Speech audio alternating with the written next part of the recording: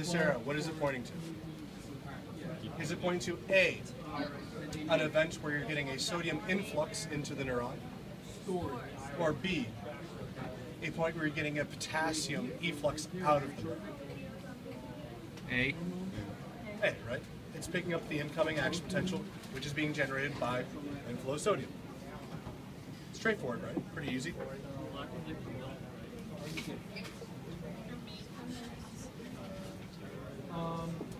Now what am I pointing at?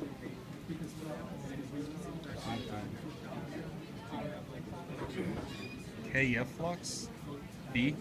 Who It's here actually thinks it's A? closing. Who here thinks it's B?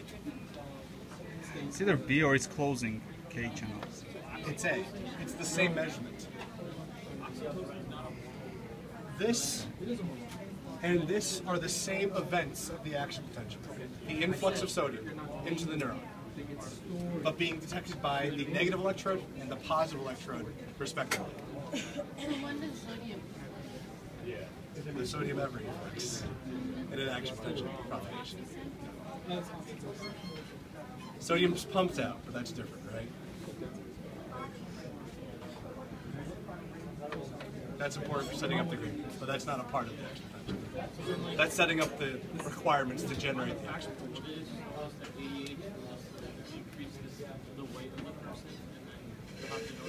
Basically, the positive electrode just measures a different opposite way. It's measuring the same event, but because it's positive compared to a negative change, it's recording it as negative. Whereas a negative electrode will record a negative change as a positive change of voltage. It's a little counterintuitive when you just, it's sometimes easy to just think negative sees a negative as a positive, positive sees a negative as a negative. Now then, so it was negative positive, right? Swap it. Action potential travels. What are we going to see here? What does a positive electrode see a negative change as? What does a negative electrode see a negative change as? Right? Same exact recording as last time, we just switched the electrodes. And in doing so, we get a flipped wave. Make sense? All right. So last change. This is negative again, this is positive, right? But we're looking at a really long axon. We're going to move this over here.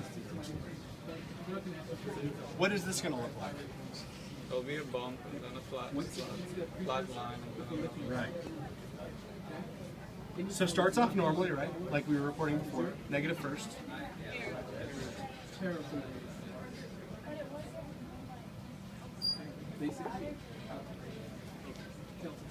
But instead of that nice, really close biphasic waveform, we get two distinct, separate pieces of it because we move the electrons so far apart. What is that called? What method or? No, that's just an example for what you're looking at. That's just to make it easy. This isn't something you guys did. You guys kept your electrodes pretty close together. You moved your electrodes, but you moved them together. And remember, this change in shape is just due to the distance between your recording electrodes. And that's just to demonstrate that these are the same thing. It's the depolarization of the neuron. You're just looking at it with two different electrodes, which are recorded differently. And that was just what I was trying to do. Is everybody pretty good on that stuff?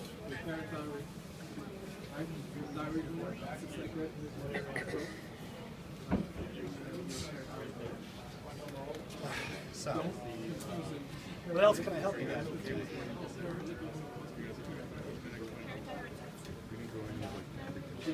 Anything you're interested in?